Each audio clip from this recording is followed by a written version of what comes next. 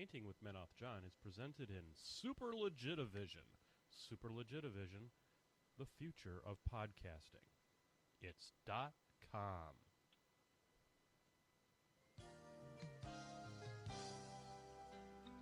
Hello, I'm Menoth John.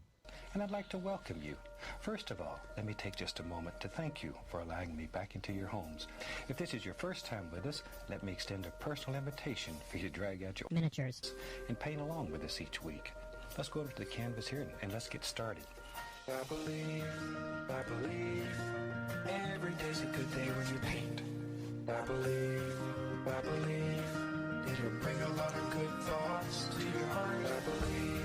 I believe, every day's a good day when you paint. I believe, it'll bring a lot of good thoughts to your heart. Let's build a happy little cloud. Let's build some happy little trees. There are no limits here. Start out by believing here. You can almost paint with anything. All you have to do is practice. Yes, ladies and gentlemen, all you got to do is practice and not fuck with the wires 2 seconds before you start the show. Ladies and gentlemen, this is your Sunday night extravaganza. I am Menoth John, and we are here on a very, very, very important night. That's 3 varies. We only going to charge you for the first vary, but we got 3 of them. And it is an extremely awesome night because we have with us a very special guest. You know him from the Drunk Dojo episodes, but he is here to talk about lock and load tonight. Our expert in the field, Pickles the Cat, ladies and gentlemen. Pickles the Cat will be our special guest. And Pickle, there, I got to move Pickles is not on camera right now. Nobody knows where he is, but instead we'll just deal with Rich Brotman at this point. Ladies and gentlemen, Rich Brotman. Hey, brushheads and beer machiners alike, how you doing? Glad to be here again. Super legit and totally sweet that you're here. Of course, also up there in the box, the mighty right hand of the podcast, the wind beneath my wings, the co-host with the host, Mr. John Spencer. Heyo.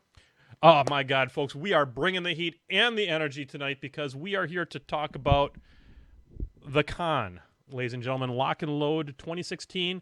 And we are going to give you a rundown so that you are ready if you are going, and you can be envious if you are not going. So we are going to provide both of those services tonight, and we have all kinds of great things that we're going to talk. Rich, we're just happier than shit that you're here. Oh, well, thank you. I'm happy to be here. This is the best thing to do on a Sunday night besides 9 o'clock Daenerys. Yes, it's all the best of the boobies, and we will be done in time for all of you to take in all of that. So, we start the show in a very characteristic way on this show, mostly because we're drunkards and we enjoy our libations. Then there's Pickles the Cat, ladies and gentlemen. So I am, of course, starting tonight off with 2 women from New Glarus. It is a 4,000 years before Christ, Sumerian women created the divine drink of beer. Viking women brewed in Norse society. European alewives were so successful as a cottage brewers that they were taxed. Artisanal women lost their domination of the daily ritual of brewing during the Industrial Revolution. Damn you, Ford. That was all Ford's fault. Henry Ford, fucker. Today, the brewing trade is controlled by men. But, hey, we got 2 women now. I'm not going to read the rest of this shit. I don't want to read about women. I want to know more about women making beer. Anyway, so I will also be starting off with a shot glass full of the Sortilege.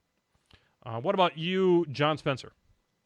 I have a shot of Yukon Jack whiskey, and then gonna follow that up with some more of my tasty Force Blow. Tasty Force Blows.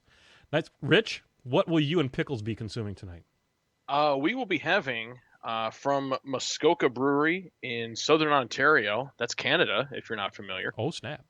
This is an unfiltered cream ale, courtesy of Fraser Belfour, who did the charity tournament for cystic fibrosis, Nice. where we gave away a Wrath Rock. Nice. And he got me a 6-pack for bringing him some goods across the border.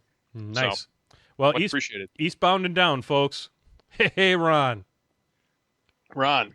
I'm going to tell you, folks, that this sort of leaves. You can't just slam the whole shot down. You got to sip it. This is a sipping whiskey. ladies and Oh, gentlemen. it's so good. It's like dipping your dick in a maple tree. This is so good.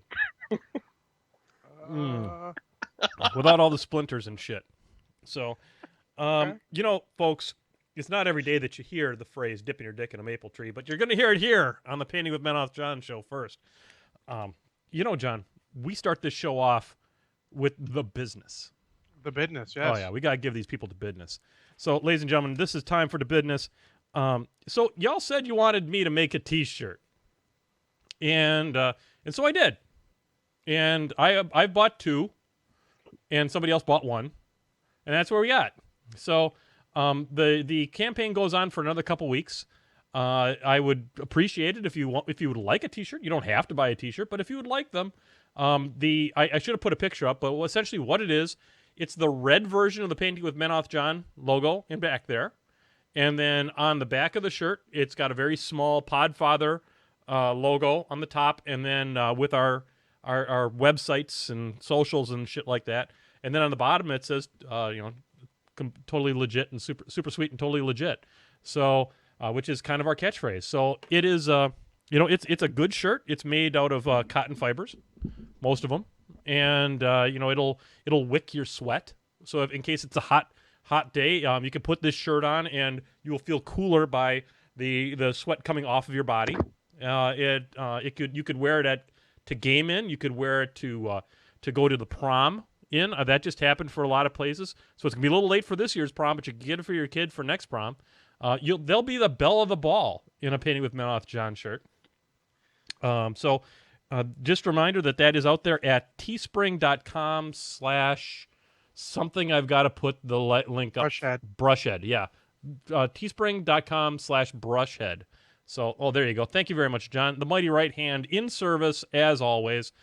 You can get on over there and buy that shit if you so desire. We also have sponsors, and we were thinking that we might have Foxy Brown do it this time, but I don't. Foxy's not available to come on cam, so we're just going to run through these real quick. If you want to hear Foxy Brown in all of his glory, I suggest you check out the Beer PG episode number 6, where Foxy Brown makes his triumphant entrance to the Beer PG thing. And let me tell you that you've been really niggled right way back. When we are up there, and all of a sudden he turns into Cheech Marin all the time. I don't understand. I got to work on that. I got to work on that accent stability. I crit failed that one just now. But just don't take lessons from Adam. He's really bad at the accent stability. He's not good. Other than that, we've got Flight Medic painting. He'll paint shit for you. It'll be red. It'll be blue. It could be yellow. You tell him what color you want things, and he's going to put a shade on that like nothing you've ever seen. Totally legit painter. Super sweet guy. Also host of one of the hobby hangouts on Saturday nights. So check him out there. He'll teach you techniques that you can use in your own painting to make you a better painter. So yep, this past week we learned how to use crushed glass. Look at you, John. And also how to use oils for washes. There you go. So there you go, folks. You check that shit out. The Flight Medic painting. Also, we have Greenleaf Terrain, ladies and gentlemen. That is Adam. Adam has all of the elves in his workshop there in the north. He's got a couple of moose. He's got some Mounties working for him right now to make sure that he's ready. He puts a drop of maple syrup in each and every one of his pieces of terrain to help make sure that metric terrain is as Canadian as possible. And with the new terrain rules, you're going to have 50, 60,000 pieces of terrain on every table. That's Canadian terrain. In U.S. terrain, that's like 10. So he'll send that shit to you. He'll use it. He'll put a millimeter or 2 in there. He'll put a centimeter on it. He could even put some. He'll probably even use like one of them leaders on it or something when he makes that terrain. So Greenleaf Terrain, that shit's legit. Don't let your table look like a piece of crap by using that flat shit. You want the 3D stuff from Greenleaf Terrain. KR Multicase. We are going to be showing off some stuff here tonight with the KR Multicase. I think that they use the TARDIS technology at KR Multicase. I am shocked by how many models I can get in my. Thank you very much, Madness Minis. How many models they can get into a KR Multicase. We'll be showing that off later on when we're talking about our prep for Lock and Load 2016. But get on over to the KR Multicase. Hey, Rich, did you know that you can go over there and you can search by faction if you so desire? Wow, that sounds fantastic. In fact, that sounds a lot better than their site used to be a long time ago. That's right. Did you know that they have now incorporated the soul of a goat in their website hosting? I did not know that. That's fantastic. Right. That's why it's better. Everything's better with the soul of a goat. And that's what the KR stands for. Killed, wrecked goat is what it's all about. So the KR Multicase, you put your model in there, and it might be a little greasier than when it went in when you take it back out because of the sweet butter foam of KR Multicase. Oh, the butter foam. The B is for blue, and the blue stands for butter. So there you go. Clockwork Phoenix, they make games that haven't released yet. Jesus Christ. That's 100% true. You're on a roll. I'm sorry. Must be butter. I must be KR. Anyway, so I'm sorry, DC. Really. Clockwork Phoenix. They are making some sweet games based on the Guild Ball universe, and they're gonna be card games, and they're gonna be super sweet and totally legit. When they get a little bit closer, we will have DC on to talk us about it. In the meantime, check out his podcast over at Your Turn Next, as well as The Joy of Playing, also on the Muson Network. So, Wolf tags, bitches. You can't tell who the hell's dead or what's doing what in a werewolf game because, frankly, you're gonna be drunk when you play a werewolf. Unless you're playing with a fourth grade class, then don't get drunk because then they'll call the cops. So there you go. Wolf tags, they're super sweet and totally legit. 100% painting with men off John. No dead goat souls in the wolf tags. So there you go. That's the business, folks. Yeah. It's not very often that you find products that do contain real maple syrup and the soul of a goat. That is true. That is true. You know, there are some world religions that would argue that goats don't have souls. Those are religions I don't want to be associated with. So I'm going to skip it till it becomes religious podcast. Let's not go there. Oh, that'd be no, a first. No, we're just not. We are pro goat soul on the Painting with Menoth John show tonight. Hashtag pro gold so. Exactly. That needs to be on a shirt of some kind at some point. We have so many shirts that nobody will buy. I'll tell you. Oh. We have the best shirts that nobody will actually pay for. All right, so there you go. So that's what okay. So that's the business. The rest of the show is downhill. So anyway, we are going to have a quick announcement here, folks. Ladies and gentlemen, we have a very special, very special announcement here. We have we're ganging up on Lock and Load, Painting with Menoth John, Beermachine, and our good friends over at Advanced Maneuvers. Dow Dark, regular brushhead. He's in there in the chat room all the time. And super sweet call-outs to Dow Dark. He had some eye surgery and was having some problems with corneal reject. That stuff is not bothering him anymore. He is on the road to recovery, folks. And that is only a good thing. Worked. Hell yeah, the positivity engine will not be denied. And so we have a very special announcement, and we're going to go to that right now. Hey everybody, Kevin here. Dowdark on the forums, legendary brushhead, and fan of all things salty lavage. I come to you today on behalf of Advanced Maneuvers, Beermachine, and the godfather of all podcasting, Painting with Menoth John, to bring you news that we'll be attending in just a few short days Lock and Load 2016, where we hope to play the games that we love and spend time with friends and fans of our shows. During this time, each of these 3 shows wanted to give back to the fans while attending the convention. To do so, you may have noticed that we had posted a picture on each of our specific Facebook pages showing this specific convention badge. And this was a custom badge that was created by us for you. So if you come across this guy, this guy, this guy, this guy, this guy, this guy, this guy, or this guy, Approach them and let them know that you're a fan of the show. And we'll go ahead and hand out one of these convention badges. Here's the catch. There was a limited run of these, only about 90 in total that were ever created. So we're only going to be able to hand them out to the individuals at Lock and Load. To this end, all you have to do is approach one of the 8 individuals shown earlier and say the phrase, "Beer Maneuvers with Mount John." And we'll hand you one of these placards that says Beer Maneuvers with Mount John.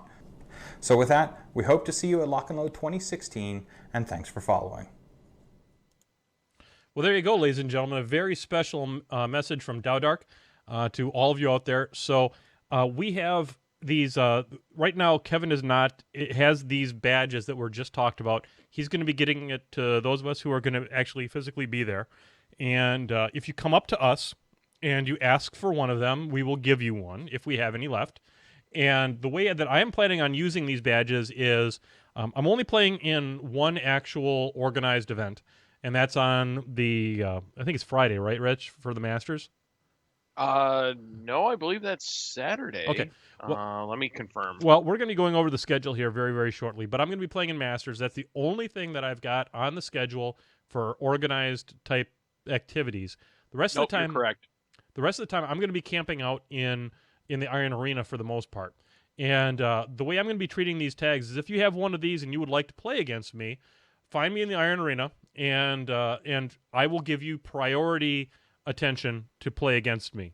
I probably will have some kind of liquor that I will share with you as well, and we will have a sociable together, and we'll shake hands, and we'll be making new friends. That's what going to a con's all about. And I look at this as a passport to friendship. So look me up, and we'll get you that priority. It's almost as good as being a crony, goddammit. So get on over there and find us when we get to Lock and Load, and flash your badge, flash your armpits, flash whatever you got to flash. Badge. Badge. No, do not flash your badge. Anyway, badge with a B. The B as in boy. B. Do not. No, none of that. No. Yeah. I'm happy for you, Cliff. but no. We're up by Cliff again. So do that. Rich, do you have any plans for the badges? I mean, I'm not intending to put you on the spot, but I'm kind of enjoying it. No, that's fine. I'm used to it. Happens at work all the time, actually. After we get them, we're going to divide them up between the 3 of us, which someone did the math, and I think we each have like 12 or 11, something like that. Yep. I'm going to keep one for myself because I'm a selfish bastard. Me too. And after that, it's if someone says Beer Maneuvers with Menoth John, they're going to get one. And I like your idea for the priority game thing. There's a lot of people I want to have games with there. So I think that's a solid idea. Yep. And maybe give out a few if someone beats me in the Iron Arena. There you go. Asterisk does not apply to Masters because I'm probably going to get my junk kicked in there anyway. Oh, we're going to get our dick kicked so far up, we'll be singing soprano. There's no two questions about it. It's going to anyway. So speaking of the schedule, let's go ahead and let's bring that up. Now, this is where the show gets super extra double tricky, and I'm going to attempt to bring this up and have it not crash the universe. Let's get this over here, and we are going to click that button, and you should be seeing the schedule. Went about it this way just because I think and actually I can probably make this even better. Let's use all of these buttons on the top that I'm pretty sure I have a view. 4 buttons. As a full screen mode. Oh, there we go, ladies and gentlemen. Look at that. This is like some professional shit right here. So what we're looking at right here is the Friday schedule.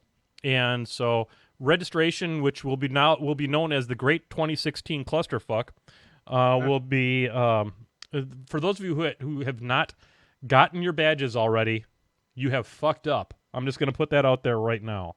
Will call is a trap at this show. So we have registration from 9 till 10, and the Masters qualifier, which I believe I'm in Heat 1, and I believe you're the same too, right, Rich? And yep, I'm also in Heat 1.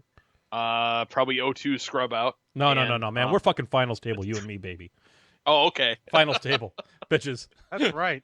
Confidence. I'm going to kick people in the dick until I win. And it's like you can. I'm going to use the same technique that I used in in San Diego for Kingdom Con, and I will start the whole thing up by asking my opponent after they've deployed, "Would you like to concede now?"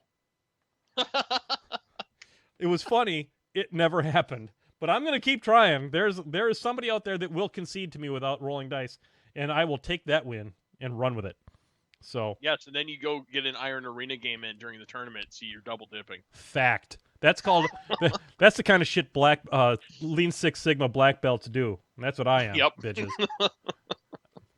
Anyway, so we've got the Masters qualifier, which will pretty much fuck up the first 2 hours of the con for me while I go out and lose, and then I'll do other things. But Iron Arena opens up at 10 a.m. We've got all that kind of good stuff going. The Privateer play to win. I'm not sure what that means. Do you have any insight on that?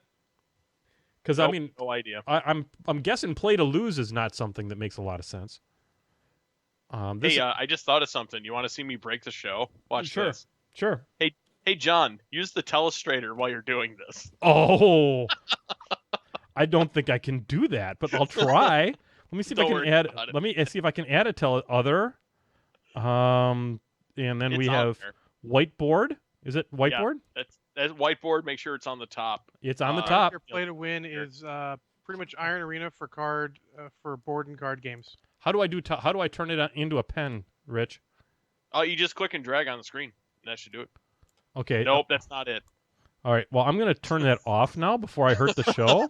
Never mind. I'm sorry I suggested Okay, it. so that's off. So we turn that off. The show is safe. It appears we're still streaming. This is good. But I can put I can put my cursor on here and I can talk about it. So There you go. it's a card game. So really, does anybody give a fuck? I mean, let's be honest. Board games for Iron Arena. You know, if you want to get together with your favorite Privateer Press card or board game and play some people, that's where you go. I'll buy you a beer. Rogers games are fun.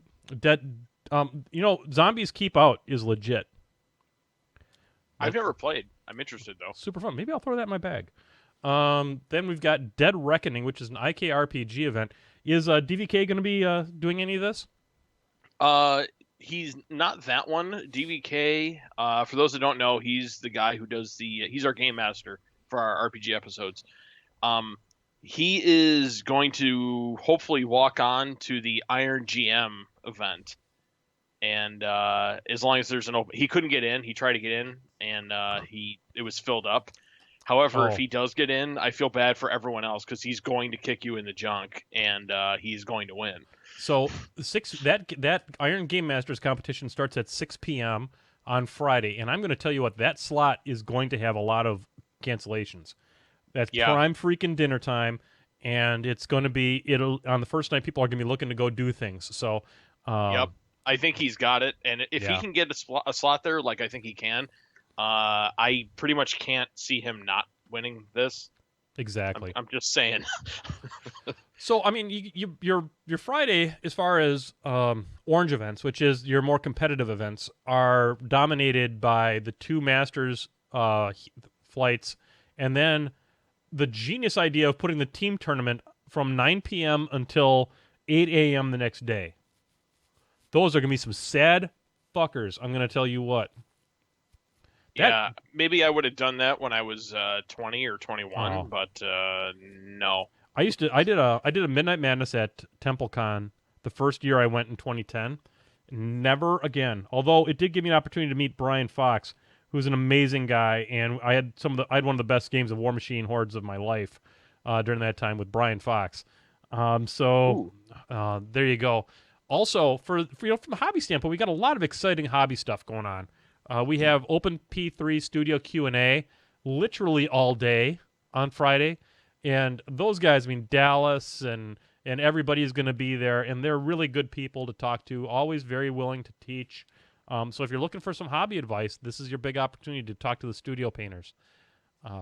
Also, Formula P3 Grandmaster Painting Competition open submissions. You know, I'm bringing my Retribution, which is a nicely painted army, but there's nothing that's really a showpiece in it. So I won't be submitting anything to this. If I had room in my bag, I would put my Hand of Judgment in it. The Hand of Judgment turned out that good, but I'm not going to. But for those of you, I encourage you to bring in some of your models that you're particularly proud of. If nothing else, it's an opportunity to get some feedback on your painting. If you're looking for some ideas on how to improve your painting, this is really a great opportunity to do that. Plus, they've got some workshops. You can see them right here. They've got two-brush blending. That's always a popular choice.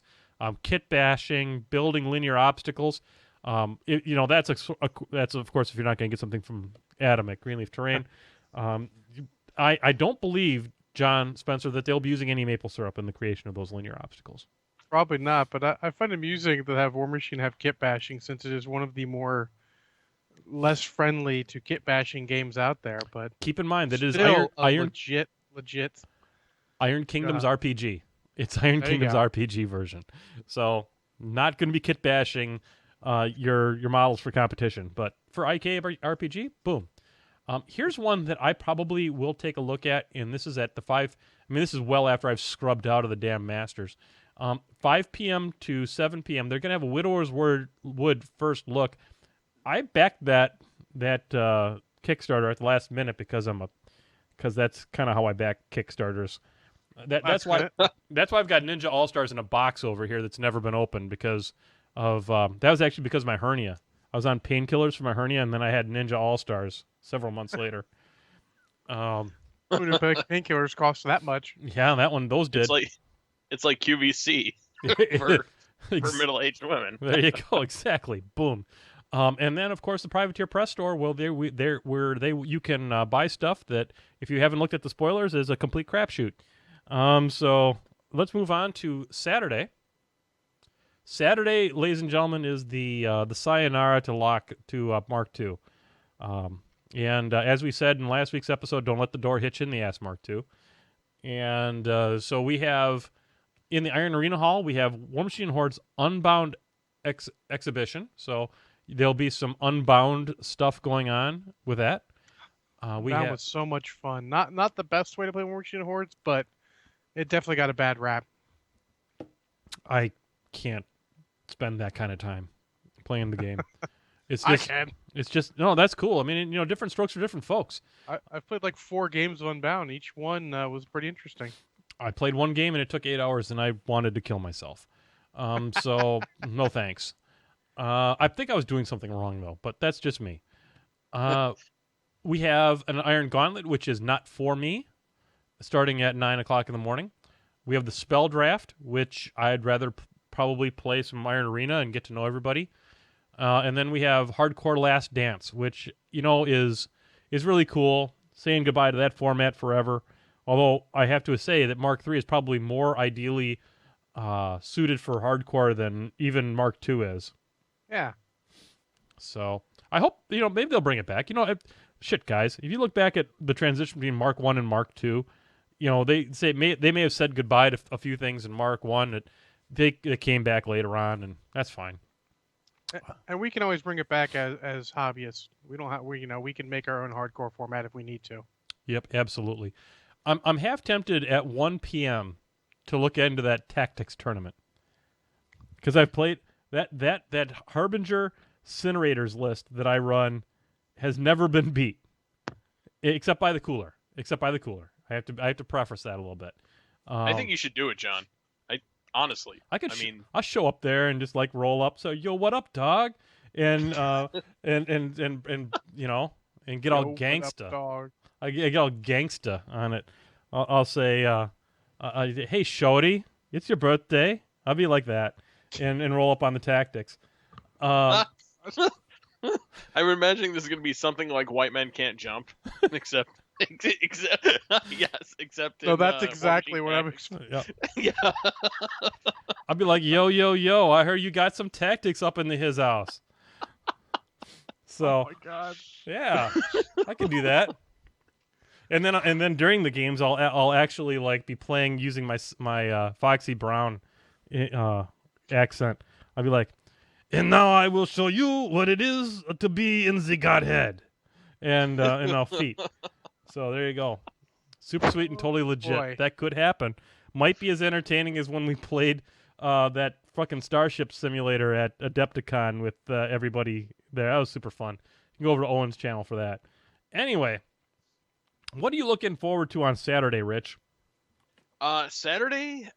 See, let me pull up my schedule here. I had lined up spell draft. Okay. However, I have a feeling I won't, and because I misconstrued it in my head. Since Masters is Friday, Saturday is probably going to be like my open gaming day. Yeah. I know I have a lot of people I'm playing games with, and there is, oh boy, a crazy amount. In fact, listener of the show, Sam Cleland, is conveniently visiting his sister in Vancouver, Yeah. and there you then driving down on Saturday for Lock and Load, and is going to hang out and play some games with us. A whole like Nick Roop, a whole bunch of people that listen to Beermachine, and we're going to record Saturday night probably. go. Oh, cool. I'm not sure. Maybe Saturday during the day, because I know we'll have the release event Saturday night. So keynote is 9 p.m. to 10 p.m. 9 p.m. to 10 p.m. Pacific time, which means stupid o'clock everywhere else in the world. Yeah. Okay, so yeah, It's a maybe. weekend. I'm off. Although at the same time, I don't want to be completely in the bag from the Beermachine recording before the keynote. So maybe we'll record earlier in the day. That may be good. The other option is that we record after the keynote, after we get the bag of shit that we pre-ordered and start pouring over it, and start offering up a drunken response to the shit we read. That's the ticket, my friends. Yeah, I think you guys are right. not for I nothing. think, I'm not the goddamn podfather for nothing, bitches. Damn Yeah. right. recording after the keynote might be Yeah. the way to do this. So there'll be all the salty lavage you can stand during that. So probably do a recording on that. It probably will not be live streamed for your protection. No. And there you go. And then because they're fucking geniuses, 8-man scramble starting at 11 p.m. No way in hell. That's a whole bucket of fuck that starting at 11 p.m. Honest to God, I'm so old. What day of the week is that? Is that my birthday? Is That's the Sat- is no. Saturday the 10th or is that the 11th? Friday's your birthday. Okay, Friday's birthday. By the Friday's way, your birthday. Friday's is my birthday. If you're at Lock and Load, just letting you know. Heads up. A cosplay contest on Ooh. at 7 p.m. Come out and check out your cosplayers. Rumor on the streets is that Diane, who is Jeff Easterwood's girlfriend, is going to be doing an Amanad Raza cosplay. So switcheroo on the gender thing. She's a legit cosplayer, so I'm expecting really good things from that. And the fact that Jeff is going to be there is going to be fucking ridiculous. So I don't know if you haven't met Jeff, by the way, Rich, I'm going to introduce you to Jeff. No, I have not. So I'm looking forward Jeff to that. is kind of my spirit animal. So he's pretty legit. amazing. Let's move on to Sunday when we've already kicked Mark II to the curb and said, "Get out of here, bitches." And we're going to be spending all the focus for free because Sunday's coming and You gotta focus. You gotta focus. And you gotta focus. everybody Yes. gets a focus. And Oh, I can't wait. I know, right? It's like, holy shit, all of a sudden Viros 2 just is like this like throbbing hard-on from hell. It's just going to be amazing. So Privateer Press Play to Win again on Sunday. Then we have Dead Reckoning, which is an RPG event. Corvus Calibration, which is a card event. And then we have Masters Finals, which Rich and I will be in for sure. Oh Sure. yeah. Tune in. Tune in. You'll Tune see in. that. Oh yeah, we'll be streaming somewhere. Double Threat, which I'm not sure what that means. 2 casters, I guess. I believe that's what that is. 75 points to caster. 8-man staff scrambles. And then we have Speed Machine, which starts at 10 a.m. I think I signed up for that too, Rich. I don't even know what I signed up for anymore. Yeah, I'm gonna bail out of that because I don't care anymore. I'd much rather play Mark III scrambles that day. Yeah. So, and then we have the Open P3 again, and all the hobby stuff. Leather, stone, and wood. Always good to know about that stuff. Scratch building basics. War Machine, That's- the new class in the game the game lounge. Hordes, the new class, and then the Power of Play test. And then we have some stuff on in Skull Island, some State of the Factions, Expedition Imran, and then the Privateer Press Store. And so one of the things that has been talked a little bit about, and I got to see how to actually get this to go away now, because I have to figure out how to make that Try go away. escape. There we go. Got it. Totally Uncheck legit. it. Yeah. All right, so we're going to make that go away, and then we're going to bring back the face cam. We're going to bring back the face cam. There we go. All right, so the get over here. All right, so that's what the schedule's all about and what we're going to be doing on it. You know, there are some activities that we are going to be partaking in that are not on that schedule, Rich. Oh, there are. So Oh, wait. Oh, you mean those activities? Oh, okay. yes, I think I have a related question I need to slip in right here. sure. Brett Painter wants to know, where's the official Painting with John after party? Ooh. Wherever the fuck we are. So let's get into that a little bit because it's relevant. So right now, I think we're planning on Thursday night, after we get in, going over to the Reserve Roastery before I'm too fucked up and haggard to show up in front of my coworkers. Because Good call. because Call. turns out I still work actively at that Reserve Roastery on a regular basis, and I don't want them to like completely lose all respect for me right out of the gate. But so Thursday we'll be descending upon the Reserve Roastery. It's known as the Starbucks Reserve Roastery and Tasting Room. It is on Pike Street in the Capitol Hill area of Seattle. Ooh, is that where Pike's Roast comes from? Actually Pike Street, the Pike store, which is named after, is down the hill. That roaster, that it's not a roastery. It's actually just a store. It was Starbucks number 1, and that coffee was named after that store. But it too is on Pike Street, and it's part of the Pike Street Market complex down there on the bottom of the hill, right by the ocean. This is way up the hill, towards one of the more progressive neighborhoods in Seattle, and it's there's all kinds of cool stuff up there. But basically, I'll be coming up there to probably talk a little bit about coffee roasting and talking a little bit about starting up something like that Reserve Roastery. In case you didn't know, there's exactly to date one store at Starbucks out of the gajillion and a half that there are that they actually roast their own coffee, and all of the Reserve coffees, which are super special, small lot, ultra tasty coffees, get roasted up there, and I was the startup director for that job. So I will be explaining all about what you're seeing and why you're seeing it that way and all that kind of good stuff. That will be probably Thursday night sometime around 7 o'clock, I would imagine. Yeah, that sounds about right. And what I will be doing, if you want to keep up with our antics, check at MenothJohn. That is my Twitter, and I will update where I am going to be without using a large pole and a flag. So Also, we'll probably be echoing this on the Beermachine Facebook page. I think having it in 2 places would be a good thing. yeah, I think so too. So check Can't us out. hurt. Check us out in either the Beermachine Facebook or at MenothJohn on Twitter, and we will keep you up to date with what we are up to.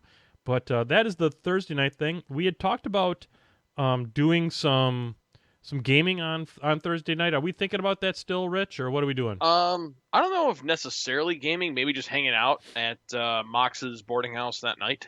Possibly. We can certainly head up over that direction. I Yeah, think they probably want to good have stuff. some gaming there if you guys decide to partake. Yep. Yeah. So we'll have our stuff with us, and it'll be Rich, JP, Adam, and Dan Vanderkoy, who will be cruising around in the 7-passenger SUV, with the Rolling Dirty playing out of the windows. They see me rolling, they're hating. I got right. That reminds me. I got to throw an aux cord in my podcast equipment so I can plug into the audio system in the car. I'm gonna be getting my lean on. I feel like you guys will actually be playing White and Nerdy. Let's be honest. Well, it would be more appropriate. Apropos indeed. Indeed. So there you go. and we'll be doing that. So, the coffee at the Reserve Roastery, if you can make it, it's super legit and totally sweet. And then we'll be heading over to Mox's Boarding House, which is back in Bellevue, which is in the same sort of area. Mox's, if you've never been there, is one of the finest game stores in the nation. They have a bar and gaming in the same place, and a restaurant, and it's super sweet. And every game store in the universe should be as cool as Mox's. So after that, I think that our time, as far as what we are going to do and where we are going to do it, is going to be a little bit more free form. I don't have a good feel for it. I spent a lot of time in Seattle, as it turns out. So if you're looking for some suggestions, although I don't spend a ton of time in Bellevue, I'm sure that we can hum a few bars and fake it. So, but if you're going to the con, make sure that you do take a little bit of time to go see Seattle, because it truly is one of the most beautiful cities in the United States. It is, it's fantastic. The beers are really, really good, and we'll be drinking many of them. Oh, there will be. I know when we record, we're going to have Doug Hamilton, sculptor for PP, on the show. Oh, nice. How did we That's pull gonna be that fun. shit off? Yeah, he's a big hockey fan, so we're going to get along well. We're going to talk to JP about what is hockey, because he's not familiar. I'm bringing a couple of beers with us. Of course, traveling with beers and checked baggage is a little risky, so I'm only bringing a few. Yeah. I think I'm going to bring some mini, the little bottles. I think I'm going to bring a couple of those for the airplane. That could be fun. Because they're under 3 ounces. I have free coupons on Southwest, but I'm driving, so I can't get too screwed up. Just got to sober up by the time we land. That's what all. time are you landing in Seattle, by the way? Half an hour before you. Super sweet. So meet me in luggage claim, please.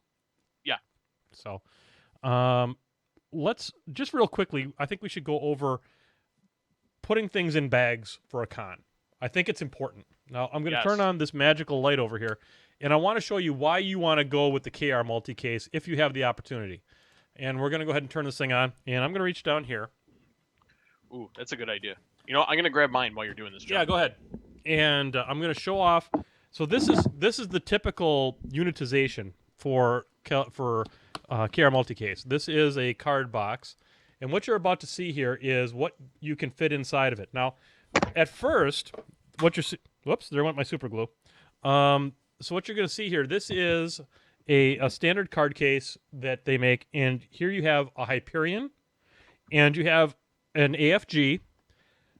This is Imperatus up here in this corner, and then we have a Phoenix down here in this. And this is my. If you've never seen my Imperatus, this is my Imperatus. Boom. He looks very cute. He's very sexy. And he goes in there like that. And it's just amazing. Now, the fun part about this foam is that I tried it out. I can fit my Adjudicator Bullwinkle in here as well.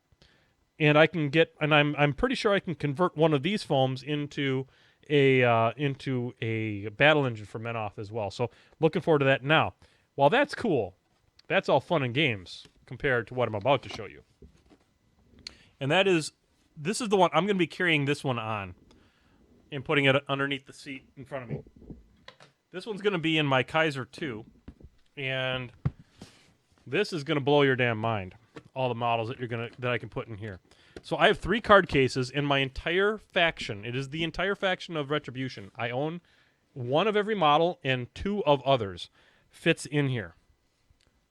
And so here are all my models. So I've got Mage Hunter Strike Force over here. Oops, hang on. I got something on my. There we go. Then I've got a full unit of Sentinels up here. I've got my casters along the top.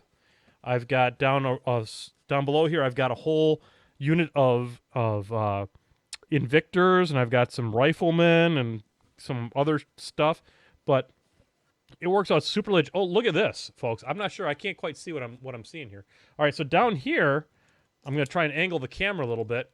Boom! Look at that. Full unit of Desters and 2 Dester Thane and a heavy rifle team. And this is a heavily modded heavy rifle team because a little birdie, one of my little birds, in keeping with the Game of Thrones references, told me that this is going to actually be a pretty good model in a Mark III. This is Soul Caliber, and as you can see, he's shooting souls out of his gun because Soul Caliber.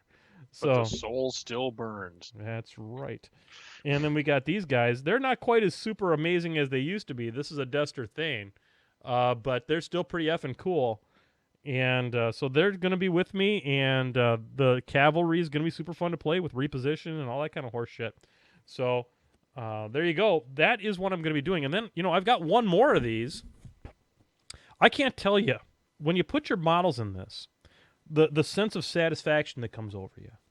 Because it's a KR multi-case, and your models, if I were to put my ear down to this model, it would be saying, thank you, Menoth John, for putting me in the blue butterfoam of KR multi-case.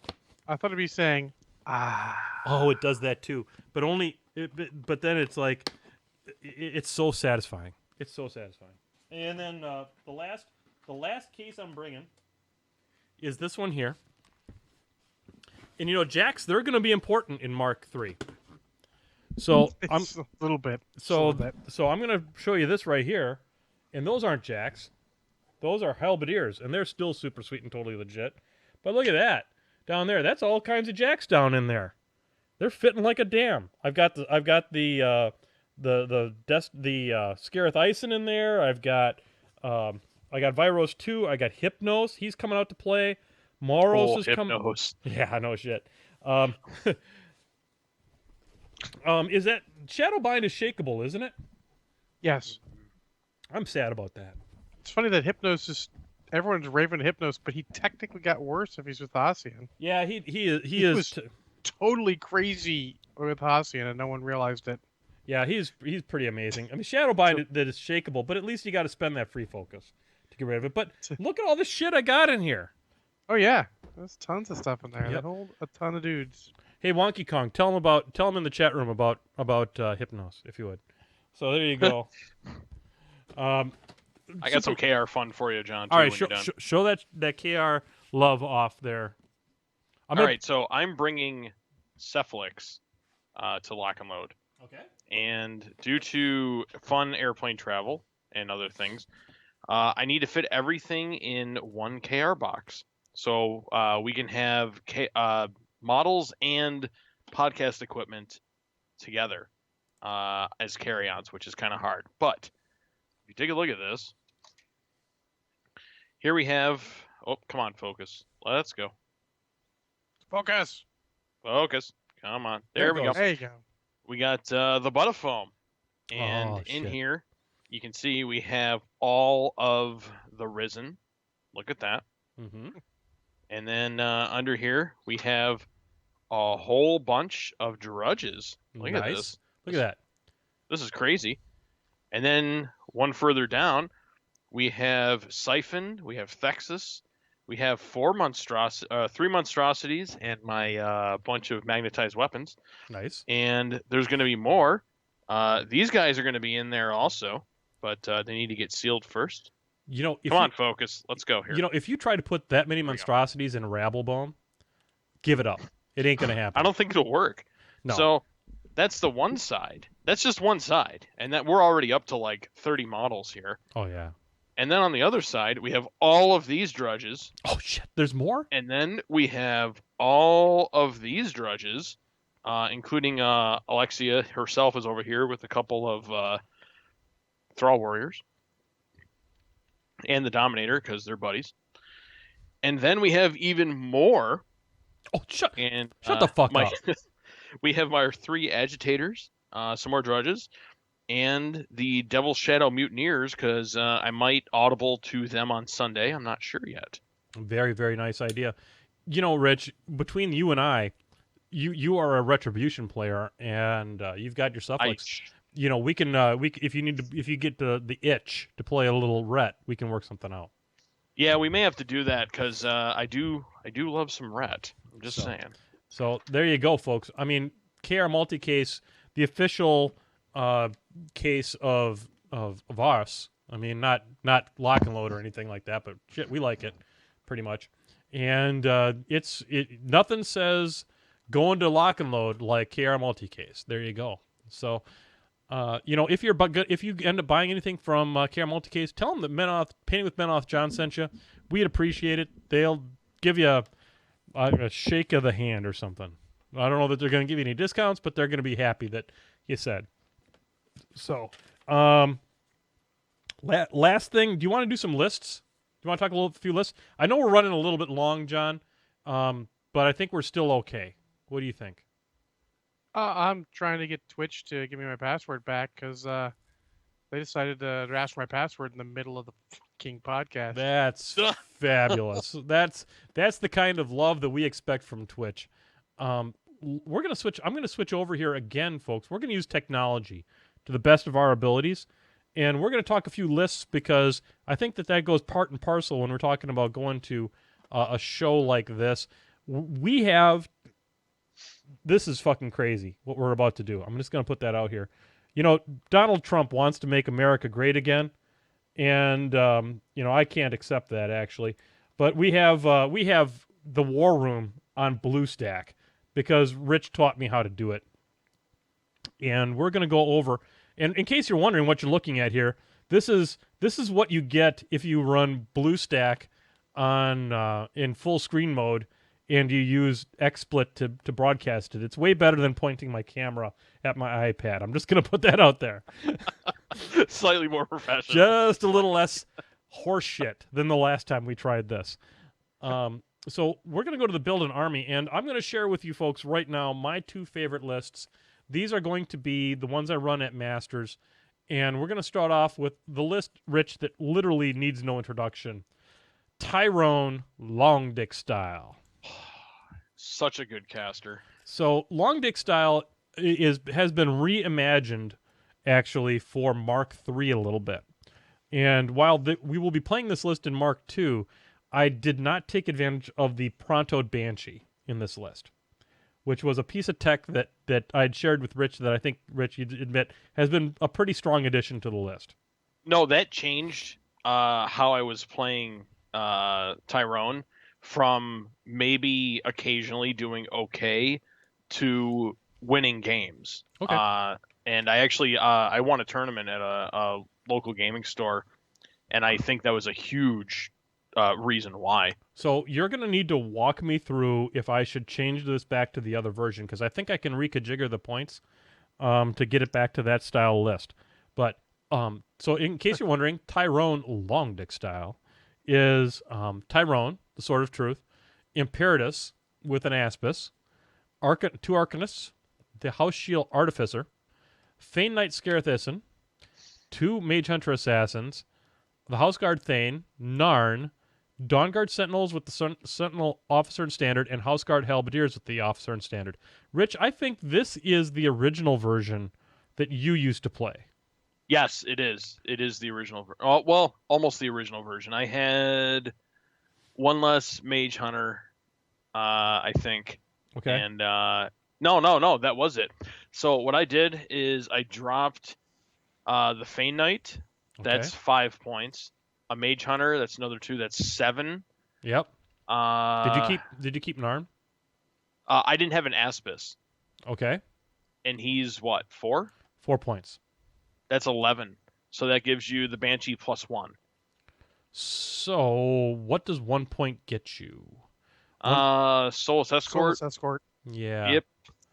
So another way to do this would be I've got 5 points off, and what is a Banshee? 10. 10? All right. So we need to drop a Mage Hunter Assassin, and what else? I dropped the Fane Knight. Did you drop him I already? did. You dropped the Aspis. Yes. I think, and my reasoning was Tyrone is def 15, and then with the Blade Shield that he has, he goes up to 17, and then you have the Artificer, so he goes up to 19. Right. Outside of Iris, nothing's hitting him. Yeah, no one's shooting him. Right. And that's been the concept that we've used to build lists like Fire Mountain and stuff like that, is you jack your defense up so high that when your opponent asks what the defense is, it's a psychological effect that it's like, I can't hit that. Why Yeah, bother? they don't do the math. They just say, I can't do that. Right. So Yeah. I I think this is better, and this will be my master's version, and I'm gonna put the Solus on the House Guard, and here's why I'm gonna do that. I'm gonna put it on the House Guard because they're gonna be leading the charge. They're gonna be out in front, and if anybody's gonna get tagged with a spell like a crippling grasp or some nonsense like that, Denny bullshit. yeah, I would actually put it on the Sentinels for the opposite reason. walk me Because through they're it, going to John. be leading the charge with the halberdiers, so they're going to be up close, so it's more likely they can get in range. The Sentinels are second wave, they're further back. It's less likely they can make that extra 5-inch range. This There is some interesting. truth to that, and the Sentinels are maybe a little more valuable Okay. for the late game. All right, so we're going to do that because it would be I am not going to poo-poo on the mighty right hand. I'm going to tell you that right now. So I think this is the list that I'm going to roll with. I think that as I looked at it just now, Rich, we were talking as I realized that this was the original long dick style that I had come up with, that we had kind of dojoed on together, and we'd gotten that Banshee tech going. Folks, prontoing a Banshee is hot, dirty sex.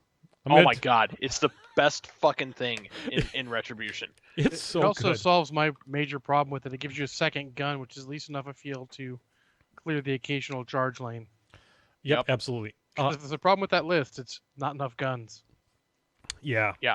And I will tell you that Imperatus with 2 Arcanists is Oh yeah. a little fucking stupid and a little fucking awesome all at the same time.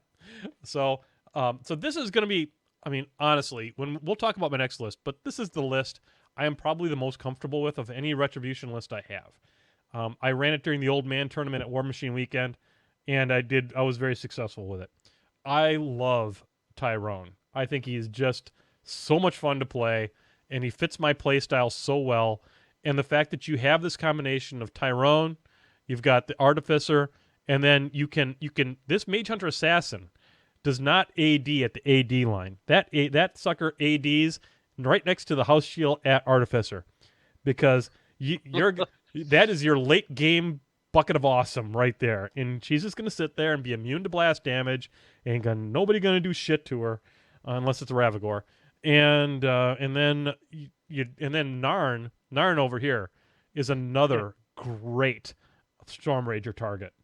Narn with Storm Rager is. I'm It's a gonna need to call a doctor because it's been over 4 hours. Oh god, yeah, it's hot, dirty sex. There's no two ways about it. I can't argue with that. So we're gonna go with this. We're gonna be rolling with this one for my first list, and now we're gonna save that. Yes, we are. And then this is a list that Wonky Kong can certainly testify to its efficiency. This list peed all over itself yesterday with dice, and still managed to win. And that's some good times. I got to open up another beer, guys. Yeah, we should do a beverage update real quick. Okay, beverage update. That's a good idea. John, Spencer, what do you got? Sunny D Cherry Limeade, because I have to work tomorrow. All right. Oh, That's fair. That's fair. I have to work tomorrow, but no fucks. I'm drinking one of my favorite beers of all time, chocolate peanut butter porter. Fuck you. From Horny Goat, and this comes courtesy of Mike Wick, believe it or not. You are a cock. When did you get that? He sent JP a whole bunch for Christmas, and JP gave me a 6-pack of it. Fucking hate you. Oh my god, it's what it is. It's definitely in my top 10. It may even be in my top 5. It's so good. So I got to go talk to my new favorite liquor store and see if they can get me some of that, because they got me a whole case of Warlock like 3 weeks ago. That's gone, by the way. Just putting that out there. No. I drank the whole case. That shit's like drinking sex. Anyway, so I'm going to be drinking more Two Women, because I obviously don't know as much about beer as Mike Wick. So Rich, I should asterisk at work tomorrow. I have to work tomorrow at 6:30 in the morning. So there you go. See, that's a lot different when I go in at 8:15. Yeah. That's a little bit. Not for nothing, Rich, but you drink that and you think about me, because without me there is no Mike Wick. Just putting that out there. I know the story. I know you know the story. I'm going to remind you of that story every time you drink a beer that I'm not drinking. A little bit of beer envy going on here. Fuck yes. Okay, so this is the Lord Arcanist Ossian. He's a time mage, and his money makers, aside from everything, is everything. Yeah, he's got one shitty spell, and we just forget about it and don't worry about it. Yep. So he's got temporal distortion on his gun. So let me tell you a little story about good. temporal distortion. So good. This fucking gun is crazy. It's range 12. That means it threats 18. And it's boostable, of course. It drops whatever it hits defense by 2. And then it drops an AoE 4 on top of it that says, guess what you don't get to do? You don't get to run or charge that activation if you're in that AoE. So how do you shut down a dwarf list that has 2 jacks in it? You hit one of them with this, and you hit the other with Hypnos. And the rest is sports history, ladies and gentlemen. Yes, sir. Yes, sir. So it is ridiculously powerful. Do not... Ossian was the best kept secret of Mark II. Oh, he's so good. And he's focus 7, which is going to be bananas in Mark III. Tiny bit squishy, and if you get him in melee, he is garbage. But other than that, Tiny bit squishy, you say? Well, you know, he's a 15-15 start, so you put a House Shield Artificer next to him to get him up to 17-15, and then and once upon a time there might have been an Aspis in here, but there isn't one anymore. But 15-17, that's a pretty stout stat line. wow, I just noticed you had Hyperion and Hypnos. Jesus. Yes, I do. So Hyperion, as it turns out, is a lovely first turn quicken target. We didn't even talk about his spell list. Oh, yeah. Quicken's fucking legit as shit. So Admonition, Arcantric Bolt, in case you want to drop the stationary on somebody. You got the Chronomancer, which in Mark II was garbage. In Mark III, it's a passive ability, and it's totally legit because everybody gets free focus. It's totally legit. Yep. In Mark III. Quicken, arguably the best spell in the game, and Shatterstorm, which in a world where the Sepulchre exists, is worth its weight in gold. And Admonition's actually way better than people give it credit for. Admo's amazing. Are you charging I me? know I'm we're gonna just- wander out here. It's so funny that we're just like 3 Retribution players here just gushing over stuff. Yeah, I know. Hey, And you know what, I'm just throwing it out there. Maybe sometime in the next month or so, maybe we could have a Retribution special. that's a good idea. I think it's a great idea. I think they are set to become the most improved faction in Mark III. Yep, we're gonna be the new Cricks. I'm telling you now. And they were pretty fucking good, even though nobody played them in Mark II because they bought into the hype. But Mark III, they are fucking legit. Yep. So Ossian is coming for you. I'm just putting it out there. And I'm really surprised I didn't see any Stormfalls because Ossian is the one list I'd always take them in just because his gun means that he hits them with a gun and then they're like, and suddenly we're accurate yeah, because that's their 1 weak spot. yeah. I played around a little bit with it, and I think that it'll make a little bit more sense as we talk about how this list is supposed to work.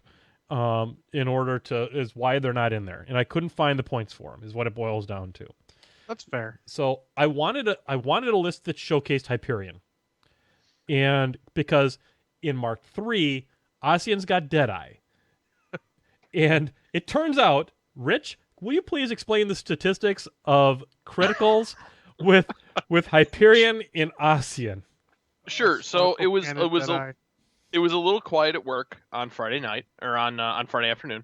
And I asked my friend, my coworker Pat, who was a math major. I said, "What's the probability of rolling any set of doubles on 4 6-sided dice?" And he said, "Huh, I don't really remember how to do that. Let's look it up." So we looked it up, and so what happens is you have Hyperion shoot the big gun. He boosts to hit. Mm-hmm. If he needs to, because you have Chronomancer in effect, and he has Deadeye, so he's already rolling a third dice. So Yep. when you have 4 6-sided dice, the chance of rolling a crit is 62 and change percent. 62% chance of taking every small model other than the Warcaster and simply lifting them off the table. I can't even like I can't. Okay, look, it may cost you 3 focus to do this. I accept that. Still Deadeye's, seems pretty damn good. Deadeye's 2, No. Hyperion gets 1. It's 2. Hyperion gets one for free, or an Arcanist, dog. Oh yeah, that's right. Yeah, and you have 2 Arcanists in that list. You can just throw Oh my the God. focus on there. I've got such a raging boner. Oh my God. Oh, who needs Cialis? I've got Retribution. Um, Oh my. so that is hot dirty sex, and so Hyperion gets to do that, and then Hypnos, which you make a good point, John. The Hypnos of tomorrow is not as good as the Hypnos of today, and only because Shadowbind is a shakeable effect. But Hypnos is still a killer Jack. I mean, he's still got mechanical seizure. And while it is shakeable, they have brought the Fury stat down on beasts, and the Jacks do get free focus, but it's still a maximum of 3, and they're going to have to allocate to it before they can shake it off. So it does bring them down to 2. So it's not as killer as it was, but it's still. Our players love What's that? Hypnos hitting their storm wall with his gun and saying, "How about no focus?" Our players love that shit. Yeah. They're like, "But I'm a colossal." Like, nope, I don't care. Yeah, none for you, fucker. There's- Oh, So good. so a couple of Arcanists, because Arcanists only get better in Mark 3, I mean. True. The House Guard Thane is there because Halberdiers with Quicken. So they go speed 6 to speed 8. They get The word they go for is too far. They go too far. They get 2 inches from the Thane, so that means that they are going 16, 18, threatening 20 inches. And ladies and gentlemen, if you have not played against House Guard Halberdiers because you don't have a red player in your local meta, House Guard Halberdiers point at a thing on their mini feet, and it leaves the table. That's just what happens. I don't care what they point at, because if they point at a colossal or if they point at a heavy, they left the table just now. Not to More or less. mention they're doing it from 15 inches away. Yes, they are. And so that is awesome. There's an Artificer in here because, frankly, I've got a boy crush the size of Montana for the House Shield Artificer. Putting a +2 defense onto Ossian is just tasty. And not as tasty as Tyrone, plenty tasty, though. Then the fact also that he's the House Shield Artificer in Mark 3 is this list is going to change a little bit because the Artificer doesn't get to do that, I don't believe, in Mark 3, if I remember right. What he does is he will marshal a Jack in Mark 3 and then pop that, and then that pops onto his Marshal Jack, and he'll park the Marshal Jack, which will be an Aspis, and it'll park up next to your caster, and then he'll get the same benefit as what it used to be. But Aspises are super legit and totally sweet. So, and then of course, now I put in Invictors. You have to. If you don't put Invictors in an Ossian list, you're wrong. You're right. POW 12, CRA, and in Mark 3 they get Assault. And holy shit. And their mini feat is still range extender, which is essentially snipe, but it stacks with snipe. So if you run Invictors with Raven, you get assaulting 18-inch POW 12s. Holy shit. That sounds pretty good. So that threatens. So they are speed 5, and then they go 8 inches. 8 inches plus 14 inches is 22-inch assaults. Yeah, that's pretty good, I hear. Yeah. And if they put them that's gonna wreck some ship. and if you put them in 2-man pods, they get to re-roll their misses.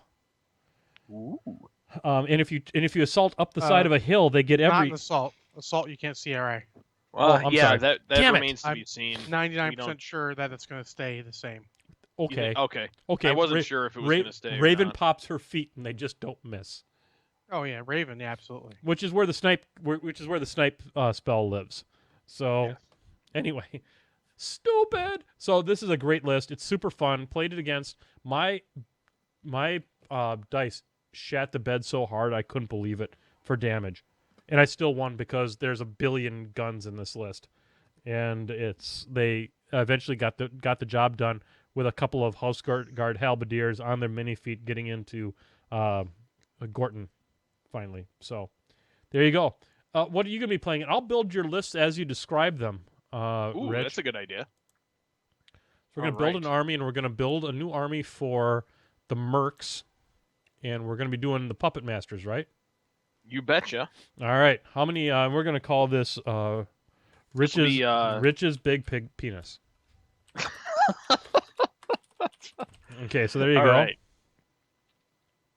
So first we're gonna go with Cognifix Siphon. Okay. And you can change after you pick them. You can change the theme to Oppression Overwhelming Tier 4. Oh snap! Listen to these theme lists. They're going away. Yeah, I know, right? You might as well get your use in them while you can. Absolutely. All right. So Okay. what are we doing with this guy? All right, we're gonna get 2 Wreckers in there. Wrecker, barely know her. Anyway. Barely know. Yep. Okay. Whoops, I was 3. Sorry. Delete. Yes. And after that, we're gonna get 2 Wardens in there. Okay. Then we're gonna get 3 Agitators. Holy shit balls! Hang on. Those are Gotta solos, have right? Agitators. That's a rule. 3 of them, Yep. right? Mm-hmm. Okay. And they're I don't know if it showed up yet. Yeah. Because of the lag here, but No, I'm good. then we want 4 Cephalix, Mindbender, and Drudges. 4 of units. them. Okay. 10 man or 5 mans? Full 10 mans. 10 mans? Because 4 of them, huh? Yep. Okay. Please stand by. Your And call is then- very important to us. All right. There's and then 4 you of get them. a free Min Slaver unit. Okay. Some free min. Why is it turning out yellow? I mean, hang on here. Add a free. Don't worry about it. Just keep pushing. It'll fix itself. Okay. So there it is. Well, there you go.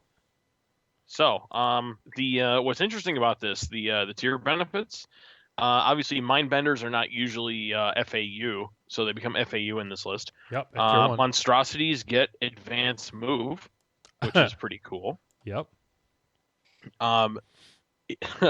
You get the tier 4 one actually isn't that crazy. You get the Min Mind Slaver unit. It's only 4 points, so it's not huge. Yeah. They just become the range extender fodder for Siphon. Sure.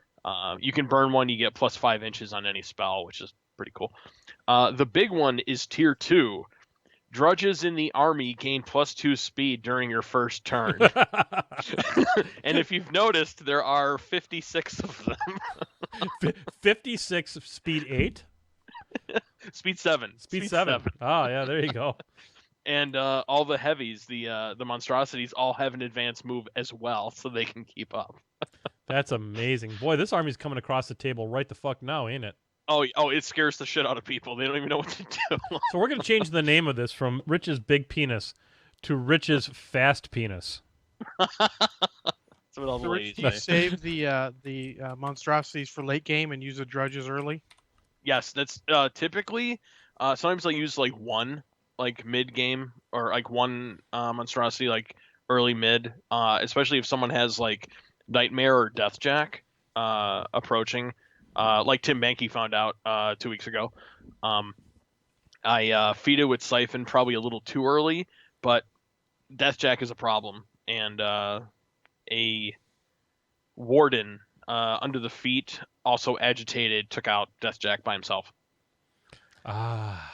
They do that. Yep. And all right, you ready for the next Yep, list? that's not even a wrecker that did that. That's a warden that did that. Yeah, that was a Warden that did that. That's some good shit right there. The All feat's yeah. pretty ridiculous. All right, so we're going It- to create another one here, buddy. Yep. Mercenaries, Puppet Masters. Yep. What are we going to call the And Riches? Other penis. Riches Tricky Penis. Which is other head. Rich's other head. That's good. I see what you did there. All right, so That's a Cephalix joke, yo. boom.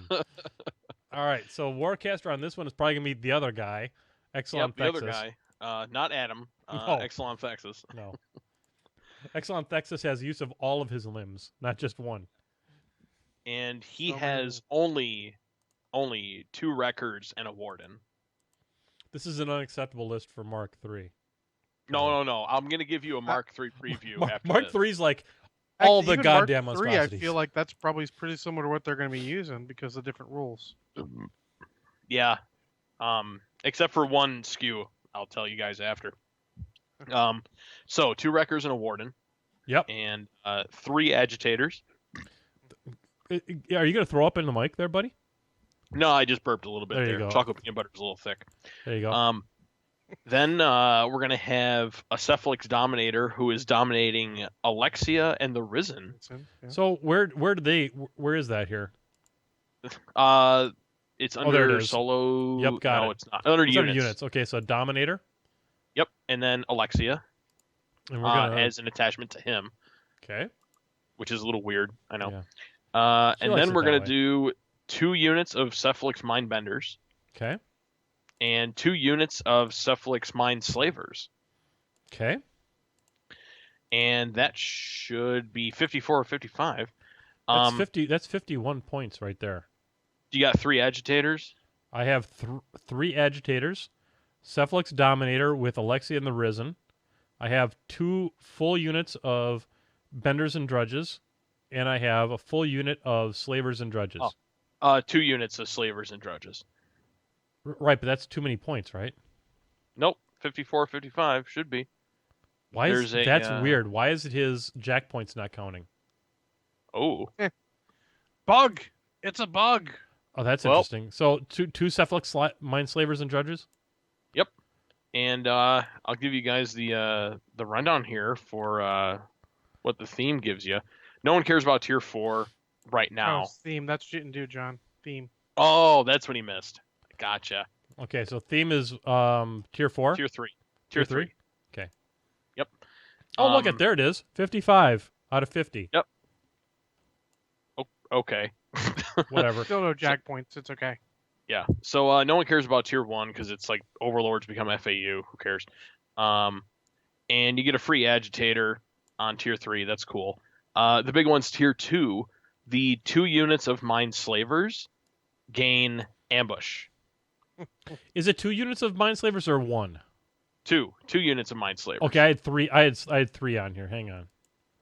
So now it's 49 out of 50. Yep. That sounds a little bit better. All right, there we go. Sorry, I almost submitted a bug to Tinkerhouse, and it's like, oh wait, my bug. Anyway, so go ahead. Yeah. Basically, how it works is you kill all my drudges, and you just feed into Alexia. And then hopefully at some point, Thexus feats, move stuff around, and I do a little bit better. And then So. 20 Risen and Alexia show up at your caster, and the game ends. I played a game about a month and a half ago against Andy from Rochester, New York. Yep. And I've never been able to do this. I was able to put 17 Risen into play in Awesome. one turn. Wow. You've never been able to do that before? No, I've never had that many. I've run out of legal reason to put into play. I'm like, oh, I've got 20. I can't get any more. These corpses are wasted. Wow. Okay, so I'll give you my rundown here for Mark III on Sunday. All right, so I'm not going to build this list actually on the screen, so I'm going to get out of here. One quick thing I want to mention about the screen here, you'll notice that this shows a slugger up in the upper right-hand corner. You ain't gonna say shit out of those guys in Mark III. Anyway, so let's go ahead and let's get out of this, and we will go ahead and bring back the face cam. There we go. Okay, go ahead and build us that list in Mark III. Okay, this is of course based on leaked cards, so we're not really sure, but pretty likely. My list is going to be Cognifix Siphon. He's the guy who gives the +3 speed, strength, and armor for the monstrosities. We're going to have 3 wreckers, 3 wardens, 3 agitators, and Alexia with a mind bender unit. That's it. Nice. Nice. All the damn monstrosities, because those Yep. fuckers are crazy talk in Mark III. Yeah. So, um, so And yeah, the feat works well with the way that they gain focus by taking a little bit of damage. So yep. Yeah. so Oh, don't take too much. Yeah, I like it. so great lists, Rich. Super appreciate you sharing us with it. hmm So we're about minus 10 minutes to Khaleesi's boobies. So we need to probably move forward. Are there any burning questions, John, that we should get to real quick? Brian Hopkins, best privateer press staffer to get a Mark III demo in against.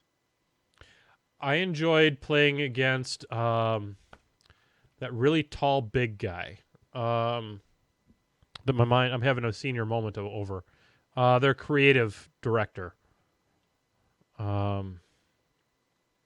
that guy. Ed Burrell. Ed Is that Burrell. I've enjoyed every interaction I've ever had with Ed. And I played against him at SmogCon. He treated me very well.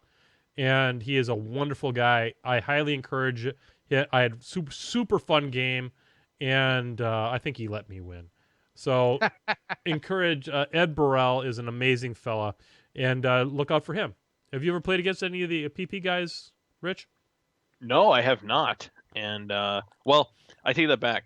I played against a PP guy before he was a PP guy, so it doesn't There really you go. count. There you go. I So, think I did too, also, but There you that's go. about as far as I go too. Okay. Any other burning ones? Nope, that's it for burning. Everything else we can handle in 2 weeks. All right, so we're going to go over here to the media section. And John, you saw some movies this week. Yep, I saw one movie, TV series. Real quick on Legends of Tomorrow, it ended pretty decently. It's still hit or miss, but good enough to give the second season a chance. If you didn't catch the first season, please do. It's actually pretty decent. Mhm. A couple twists in there you weren't expecting. Pretty enjoyable overall. The standout is, of course, the guy who was in Doctor Who, whose name escapes me right now because I'm half drunk. Tennant? No, the one who's in this series, one who played Rory, Oh, that guy. Okay. Arthur Darvill. Yeah, not As not Captain Adam Rip from Hunter, Beermachine. yeah. Okay. So Okay. Cool. I thought he was a pretty good standout. Cool. And then the movie I saw was the first live-action Transformers movie, which gets a lot of hate these days, but I feel like that's a lot of revisionist history Agreed. because that movie is pretty decent. I would call it pretty on point. They sort of took a disaster movie stereotype and made it into a sort of action blockbuster instead. Agreed. Very enjoyable. The humor early on is a little rough at times. There's a couple scenes they probably could have taken out. I feel like all the movies that these particular gentlemen, who's Orchie and Kurtzman, who write too many movies, I think. The problem is that they write a little too much for trying to get everyone in, rather than really appealing to one. Making a great movie, they're like, we're going to make a movie that appeals to as many people as possible. Mhm. And I feel that hurts the movie, in my opinion, a little bit. You know, you don't need to have some of the scenes that are in there early on. But still, it doesn't super detract from the movie. I know the point of Transformers is to care about the robots, but honestly, I feel like if you make me care about a robot, you've done an exceptional movie, and I don't expect that from a Transformers movie. Because let's be honest, they're fucking robots. I don't care. Okay. Cool.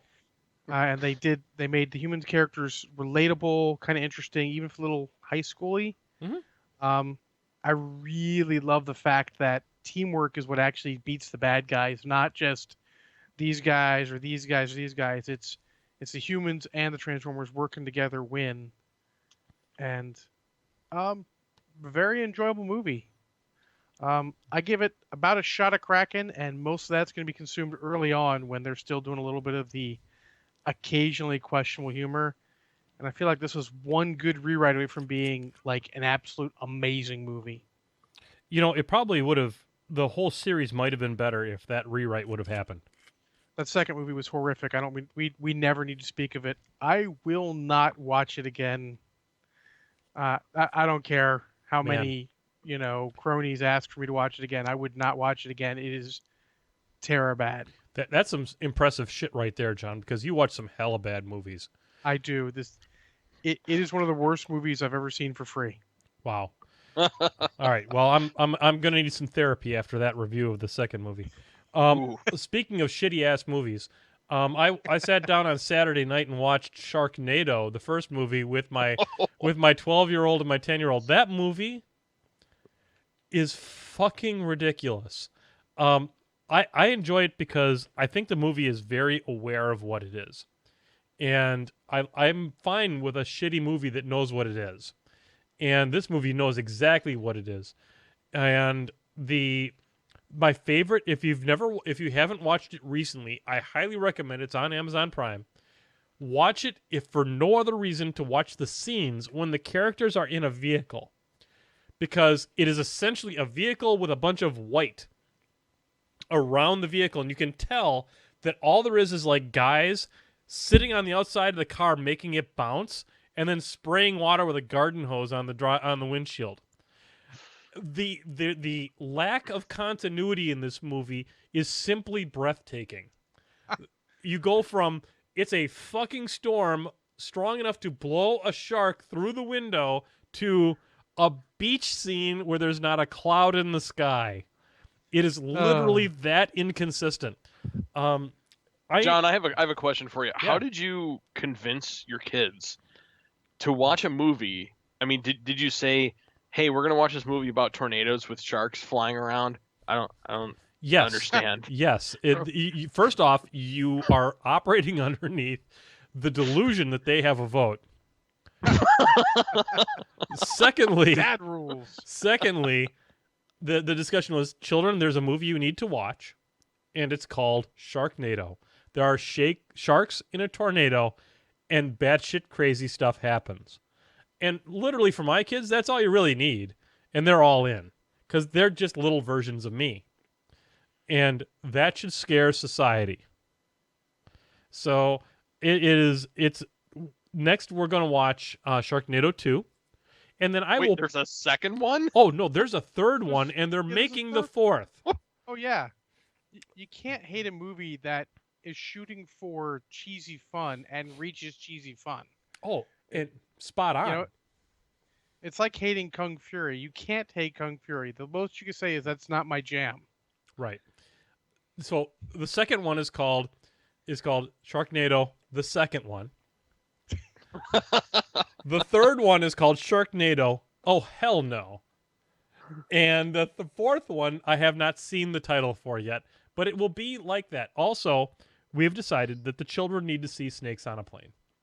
Absolutely. I actually though. haven't seen that. I need to see that. I have not seen it Really? either. I have not Yeah. seen it Oh. either. But Belinda had to do homework this weekend, or it wouldn't have been Sharknado. It would have been Snakes on a Plane. Because them motherfucking snakes got to get off that motherfucking plane. Yes, John, that's You the bought it on Blu-ray. Blu-ray? John owns the universe on Blu-ray. Come Let's on, just be- that was a pre-shitty movie night with not Brushhead Dave. That was before the podcast time. So Super enjoyable. Like, go see it. Come on. okay. So Okay. real All right. real quickly, Sharknado with the kids, 2 shots of Kraken, just because you need to be slightly lubricated for all that shark on shark action. Secondly, I'm going to recommend a book. I've only read the prologue in the first chapter, but it is hilarious. I'm going to recommend Red Shirts by John Scaldi. This is a non-IP infringing Star Trek universe take on the Red Shirts, and they're like, what goes on to the Red Shirts in the Star Trek world, and it is self-aware and it is super fun. So highly recommend Red Shirts by John Scaldi. He's the guy that wrote Old Man's War, which is considered a pretty much a classic of sci-fi. So get on over there and check that one out. That is the Belinda Librarian and Menoth John movie book club for the coming month. So, Rich, you said you had a book that you wanted to mention. Yes, and I'll try to make this quick here because I know we're running out of time. Boobies are on their way. Yeah, there's a book called Terms of Enlistment, and you can get it on Amazon. I don't even know if it's in physical form. Okay. It is a set in the near future, probably like 100 years from now, thereabouts. It's a military drama, and it follows the main character from where he lives in this absolutely terrible basically like pretty much everyone like in a city lives in these terrible housing conditions, and they're rationed just this tasteless protein, and he basically has nowhere to go in life, and he decides to enlist in the military, and he's not really sure where he's going to go, what he's going to do, or anything like that. At this point, all the branches have combined, and he enlists. He makes it through basic training, and he is kind of disappointed because he's so good at being a grunt infantry guy. They make him infantry, and he's like, what the hell? Like, I wanted to do something else, and they make him do this, and it ends up being a fantastic movie, or I'm sorry, book. It plays out very cinematically, and what's interesting, the author tells the whole book in present tense. Okay. As in, like, I go to my bunk and I grab, my rifle, blah blah blah. It's really well done, and you can tell, as a vet myself, I can tell the author was a vet, and that he had a lot of firsthand experiences with how people speak to each other and how characters interact, and just overall blown away with the realism of it. Cool. I can't say enough about it. It's like $5 on Amazon. It's So- at $9 for a paperback. Oh, okay. It does. I didn't know it comes in physical form. Yeah, go ahead and get it, paperback or Kindle version. Totally worth it. Super And apparently awesome. there's 4 in the series. Terrific. 5 Yeah. actually. It says 5 they got. Crazy. Oh, geez, 5. I also watched a movie the other day while I was painting my Cephalix, working on these last 2 monstrosities. You may have heard of it. There's some names in it: Pacino, De Niro, Val Kilmer. Okay. It's called Heat. And let me tell you, one of the best action movies I've seen in a very long time. I watched it about 12 years ago or so when I was deployed, and loved every minute of it. Glad I could watch it again in a nice controlled setting, so I could pay attention. And awesome movie if you've never seen it. Super Very sweet. good How many movie, shots very of Kraken, Rich? Oh my God, 1, just to get you a little loosened up so you can enjoy it. That's all you need. Lubrication accepted. Yep. All right, ladies and gentlemen, we haven't said it. If you would like to support this show and you've enjoyed this last episode, consider going over to www.patreon.com/menothjohn. Support the show. Keep the lights on. This bandwidth isn't fucking cheap. And, we buy cameras for the mighty right hand, and we do all kinds of stuff. And, by the way, the check's in the mail, John. I'll take care of that tonight. And, we're going to, we're liable to invent a time machine or some shit on this show, and it'll be because of the cronies. So get on over there. We like the kind of jingle. We prefer the kind that fold. Ladies and gentlemen, it's 8:03. Half of you have probably checked out to go check out Khaleesi's boobs. But this is, of course, the Painting with Ben John show. We're going to cut to the music here because that's what the fucking shit we do. Ah, there it is. Ah, Christ. We made it through another one, John. This one was way less fucked up than the last one. Yeah, this one actually could have gone for another hour, I feel. I know it could Yeah. have. I know it could have. We cut this one short, actually. So we're going to lock and load. If you're not, maybe next time. But we will be there. If you are there, look for us at, say Beer Maneuvers with Menoth John. Get a tag. Get priority. Priority access implies priority access. And we're going to give you priority access. We'll give you a drink. We'll shake your hand. I might give you a hug. You never know. If you want to, it'll be not as creepy as you might think it might be. So there you go. I'm fucking Menoth John. That's Rich, and that's John. We're out of here for tonight. It's Sunday night. Go watch Game of Thrones or some shit. Good night, everybody.